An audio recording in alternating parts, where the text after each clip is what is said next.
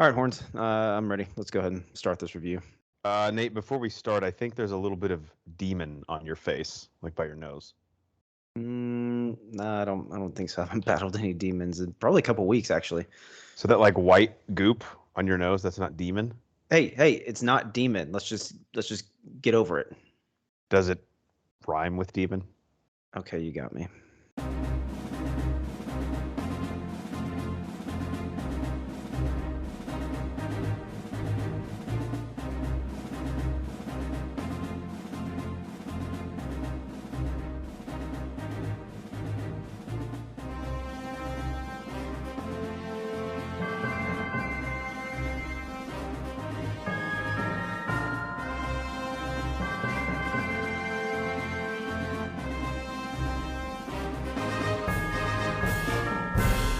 Welcome in to the Bro 4 Squad podcast, where we're just a bunch of bros drinking beer and watching TV and movies. This is our review of She-Hulk Attorney at Law, episode 4, titled, Is This Not Real Magic? And I am your host, the Mayor, Jeff Hornacek. Thank you so much for joining us.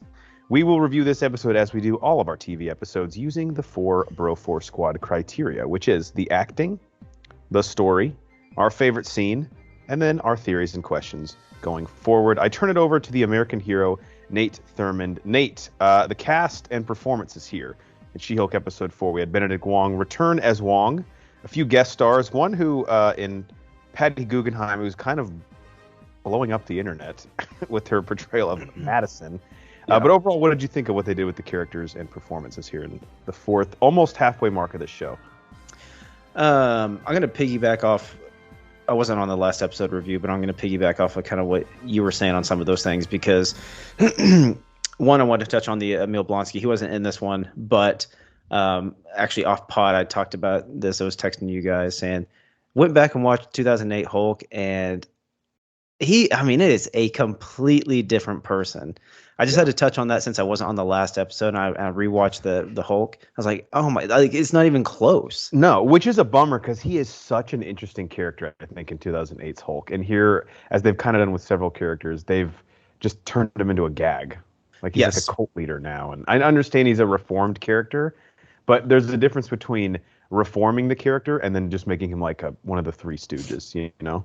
100%. You could reform him, but still retain a lot of his same military qualities that he had in his introduction as the Abomination and in the 2008 Hulk. But it's completely gone away from that. And then the other thing I was going to touch on, I think you mentioned this last episode, but it continued through this one since he was in it more. But Wong, like completely different direction. And like it's just a common theme. We've talked about this a ton. And I like putting humor in these. I like comedy, but just kind of takes you out of it after you have the Sorcerer Supreme doing these kind of quirky little one-off things and jokes and things like that. I mean, I like some of the stuff watching Sopranos that was funny and that little bit, but it just kind of takes me out of it because of what they're doing with some of these characters, especially those two. Yeah, so I think now that we're 4 episodes in, I understand what this show is. It is a straight-up comedy that is taking MCU characters and it's like turning them into sitcom characters. Yeah. Some people might really enjoy that, and I'm happy for them. I'm not having fun with it, if I can be honest. Yeah. Now, they can change the trajectory of the show, and specifically with Blonsky, who, again, as you said, wasn't in this episode. If he ends up, like, if this was all a facade that he put on to get out of prison, that would be kind of cool. But right now, the show is having a lot of fun making fun of the fact that the MCU has created all these characters and they're sort of self-serious. And maybe some people find that humorous. I think if you're like a big-time MCU fan, you're not enjoying this. If you're someone who is on the periphery of superhero movies, it's probably funny. Pretty hilarious to watch the show be self-referential and like, what was the line Jen Walters had in the beginning of this episode? Like, Wong's in it, so it's some Twitter armor for us. Like, they won't get bitched at on Twitter because Wong's in the episode. Yeah, it's super weird, and I was actually thinking almost the exact same thoughts before we came on here.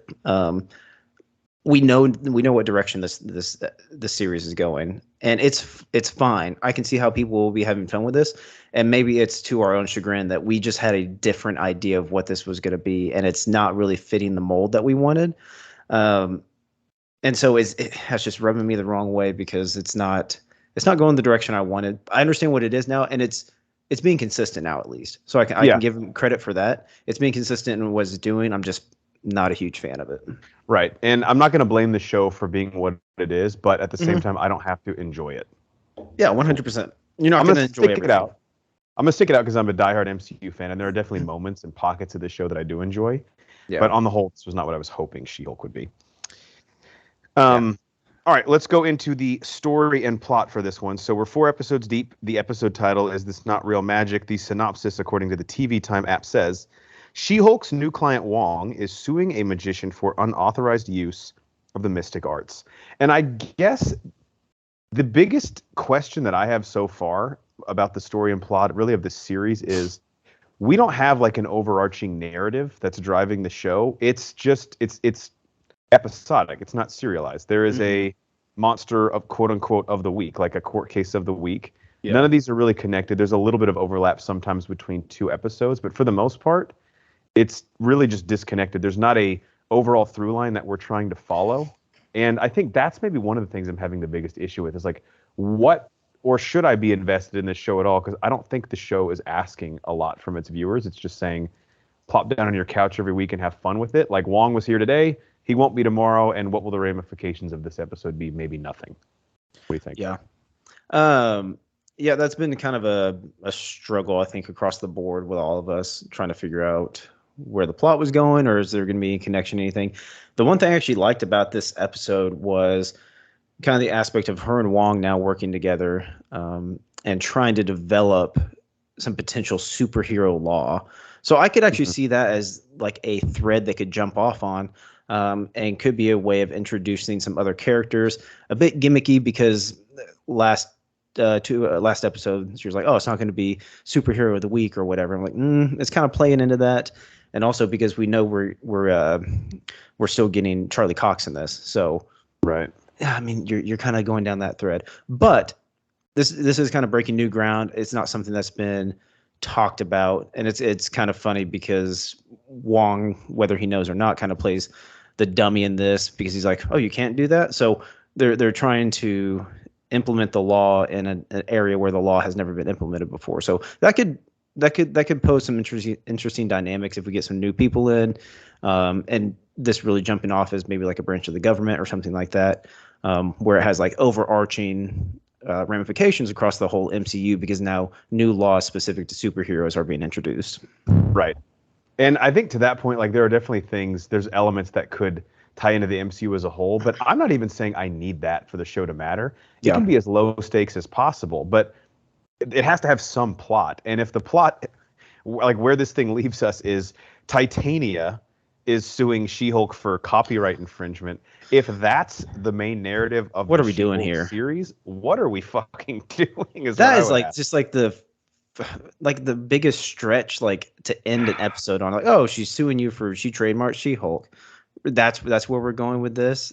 That's so, I mean, that has no legs on it at all. I just don't know.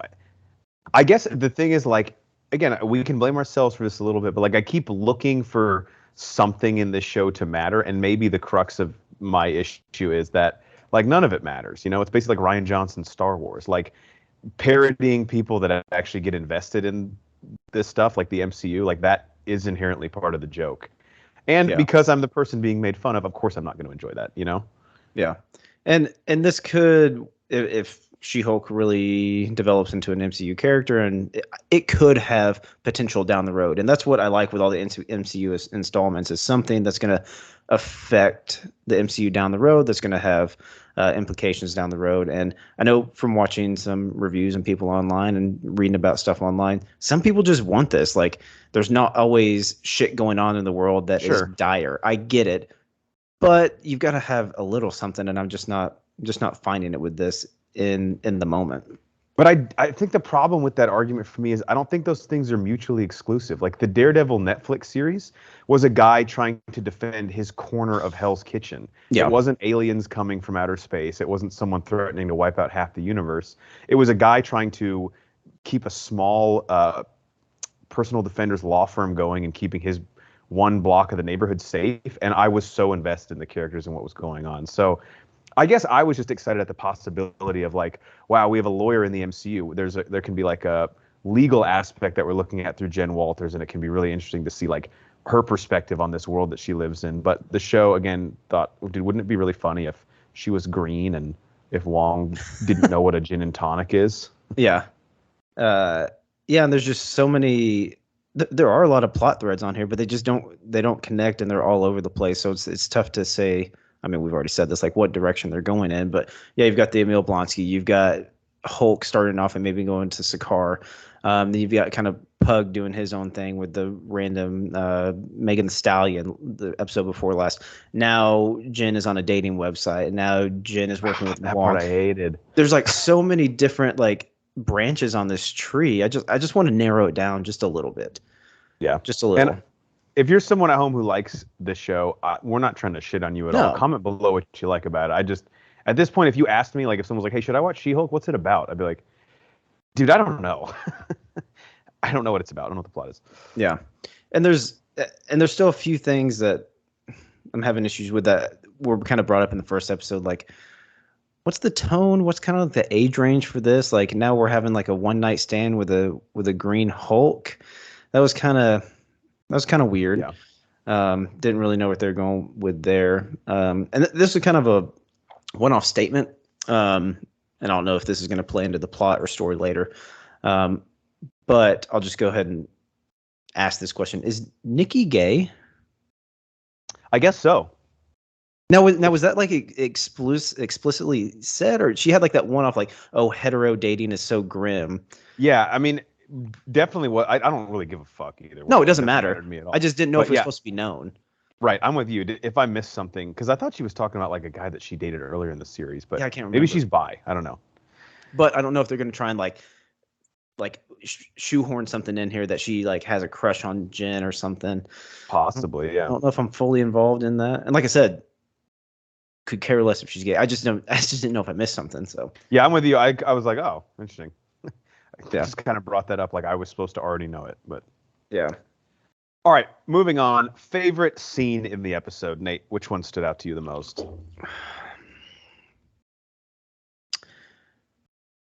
I think we can agree. Sorry to cut you off. I think we can agree whether you liked the scenes or not with her. Madison was kind of a scene stealer, at least. And yeah, honestly, I thought about this for a long time. I don't know if I have a favorite scene from this one. I couldn't like the penultimate, like the pinnacle of this one is maybe like the fighting scene with the demons. Wasn't a huge fan of that though.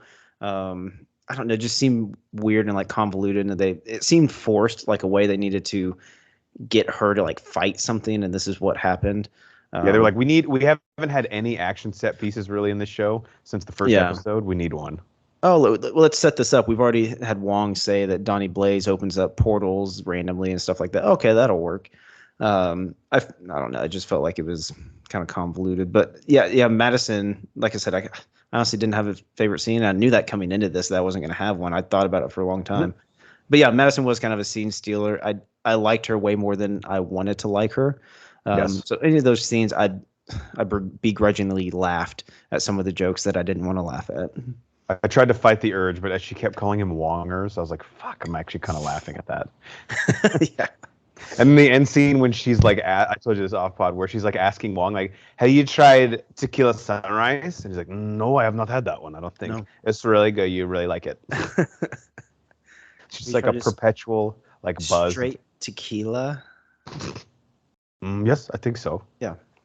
That was good. I put down the demon fight in the auditorium, and no, it wasn't a great scene, but I did kind of just like the aesthetic, or like the part where Jen, or as She-Hulk, was throwing the demons at Wong, who was like catching them in the portal. I thought was just like a cool visual. Yeah, it had a lot of cool visuals. Just in and of the show, I wasn't a huge fan of where it fit in. But yeah, the visuals were great. It was cool seeing them get to fight and use teamwork that way, because this show isn't all about her fighting, obviously. So whenever you get those scenes, it's cool to kind of dive into those and soak them up. Yeah, I think if anything, this show, in a lot of ways, is like the anti-Marvel show, and so they're kind of getting creative with how they avoid the action set piece. Yeah, which I guess is a little bit commendable, but at the same time, in a She-Hulk show, like there is a certain expectation that she's going to do some Hulk shit, Exactly. Yeah. All right. Again, we don't have much to say there. So if you're ready to move on to theories and questions, let's do it. Yep, I'm ready.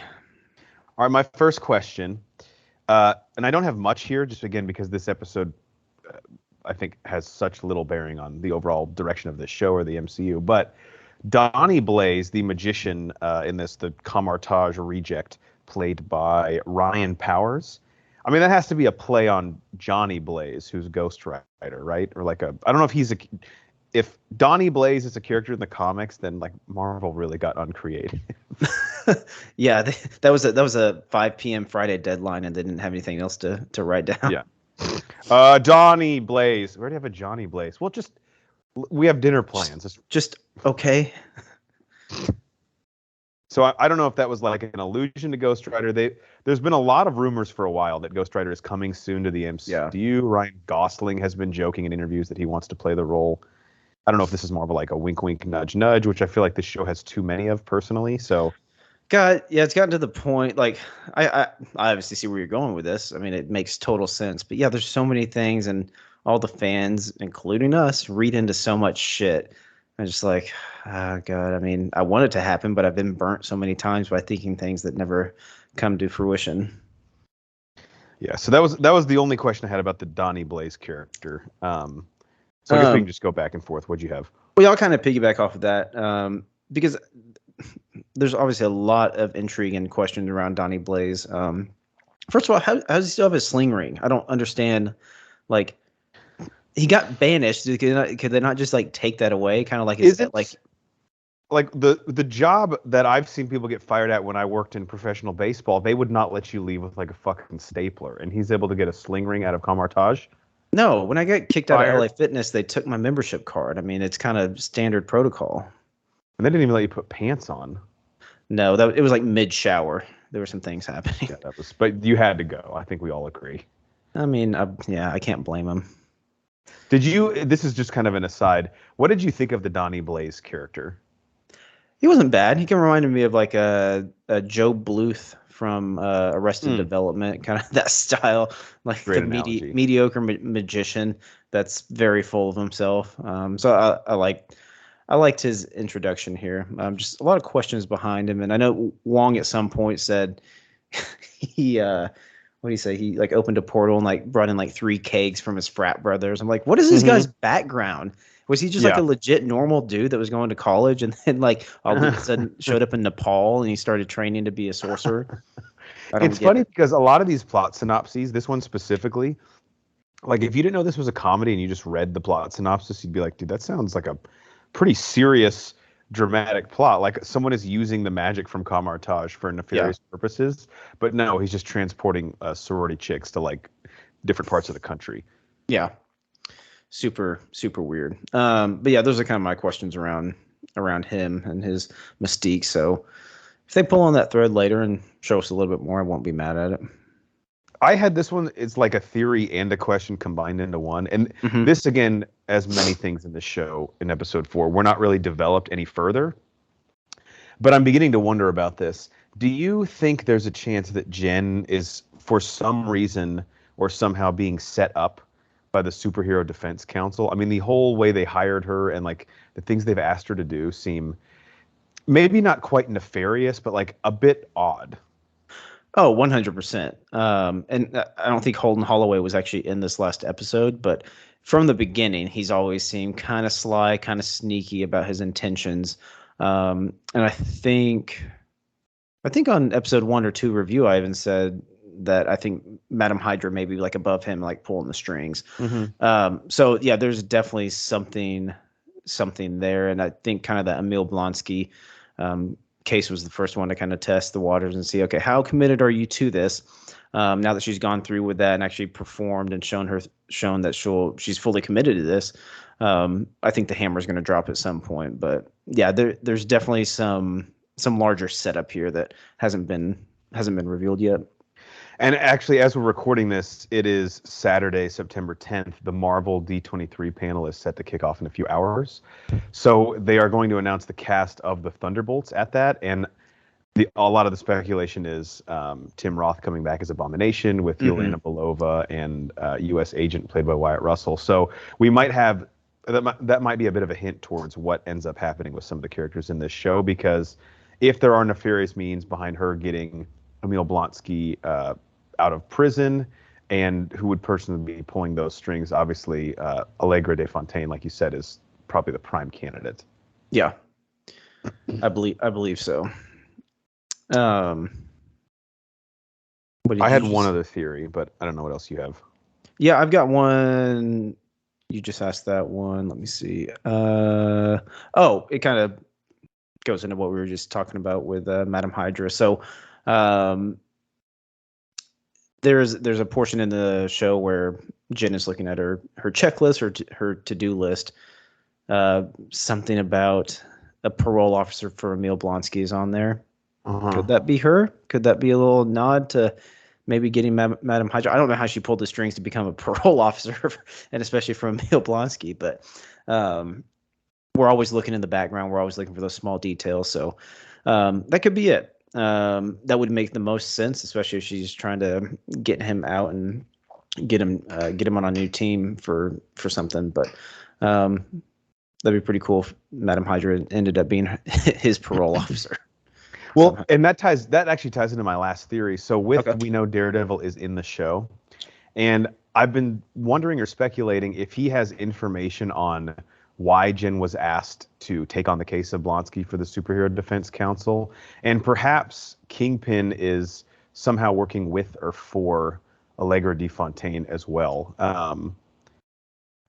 If Daredevil's in it, maybe it's like too easy of a connection to say that Kingpin might be involved as well. But I think when we do see Matt Murdock, I'm wondering if he might have information as to, number one, who attacked Jen or who sent the wrecking crew after her. And then two, if she's actually being puppeted behind the strings and by who. I don't know how he would know that, but he's Daredevil, man. He can fucking figure it out. Yeah, I can't remember if we actually talked about that on the Hawkeye review. I can't remember if we ever we always try and tie in Madame Hydra now, so I can't remember if we did. She's like the low-hanging fruit. If you don't know, just say fucking Madame Hydra. Yeah, sure. Why not? But yeah, I could see that happening as well. And kind of segueing into another big name that's always rumored and everything. We got some Manifesto rumors going on. Oh yeah. Yeah. So, and there was kind of some connection with the Madison character when she was sent to another dimension. Said she was she talked to a talking goat, which I mean, how many times have we been burned by Mephisto before? Exactly. I know. I'm ready to get hurt again, as Michael said. I didn't even want to bring it up, but like you're saying, I'm ready to get hurt again. So fuck it, bringing it up. But yeah, if she's fucking 12 cosmos in, she can maybe think Mephisto in his dark underworld is maybe a goat of some sort with some horns, or there's some artwork and things that make him look like that in that light. So I will say this though, if they didn't bring Mephisto into like WandaVision or Loki or anything else, and they fucking bring him into She-Hulk, I'll be like, what are we what the fuck are we doing? We're like, it's about time, but really? Yeah, this is so far like trying to zig when we think you're gonna zag that tonally, I mean, they'll turn him into a joke like they did Searcher, I guess, and then the fan community will. I will say this show has a place. It's just not for fans of the comics, for sure. Like, if you're a comic book, like, diehard fan, this show would probably drive you fucking crazy. And, like, this may be a bad comparison. I'm done with my theories and questions, so I'll just say this now. But I'm as well.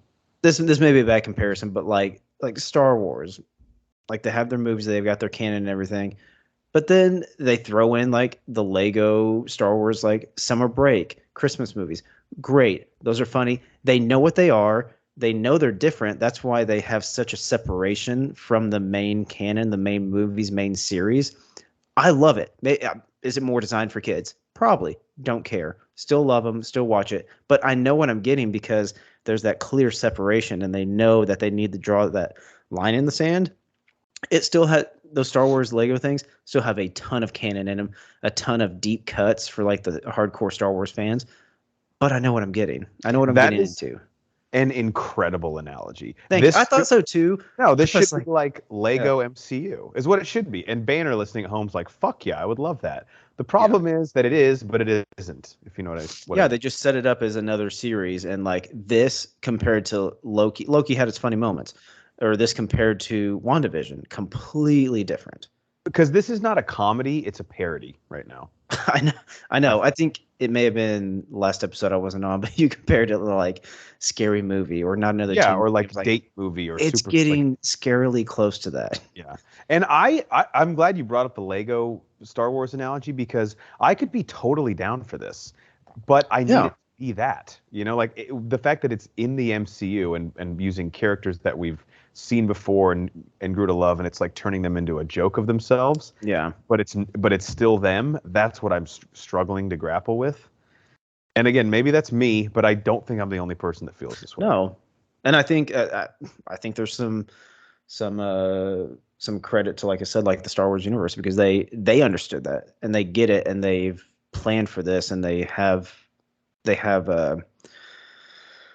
content that kind of proves what they're trying to do and goes in a different direction. So yeah, I get you want to play in this sandbox, and the more that you mention that, I'm like, I mean, you might as well have just made Thor: Love and Thunder the same thing, like adjacent MCU parody world, and it would have been easier to just wrap my head around.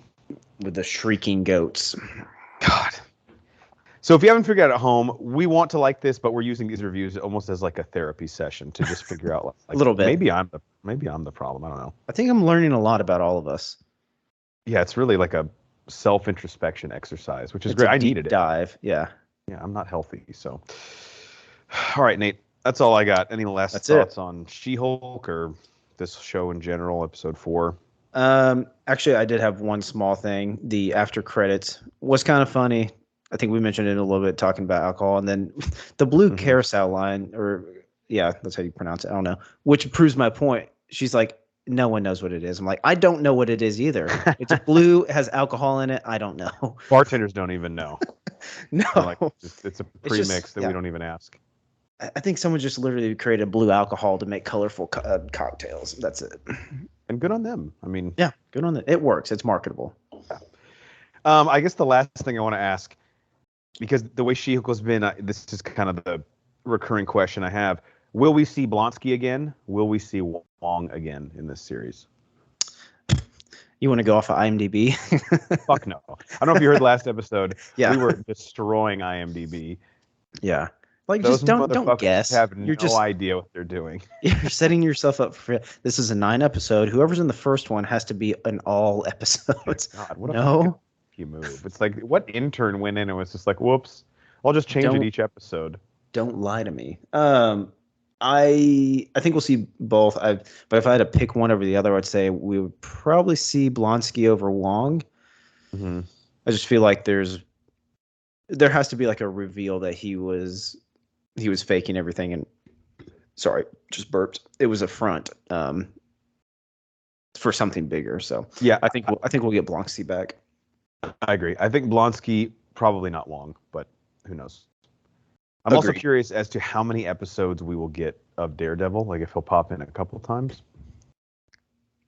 Because I mean, him being a lawyer, I mean, he could be in like the rest of the series in theory, and IMDb will probably tell us he is regardless. So yeah, he could fit in so well. I mean, at least 2. I don't think it'll be like a last second kind of last episode review. I think he'll be at least the last 2. But definitely you could see him being in more. Yeah, we will see. Next episode marks the past halfway point. Is 9 episodes?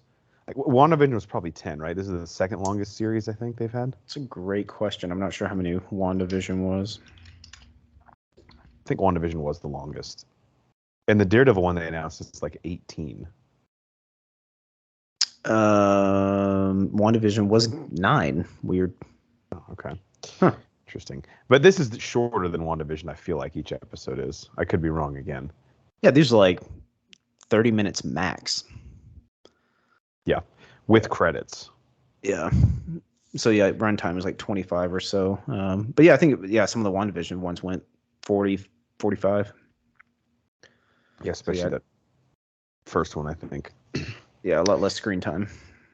All right, we will see you guys next week for episode 5. Thanks so much for checking us out. For the American hero Nate Thurmond, I'm the mayor Jeff Hornacek, and we are the Bro Force Squad podcast. Follow us on Twitter at Bro Force Squad.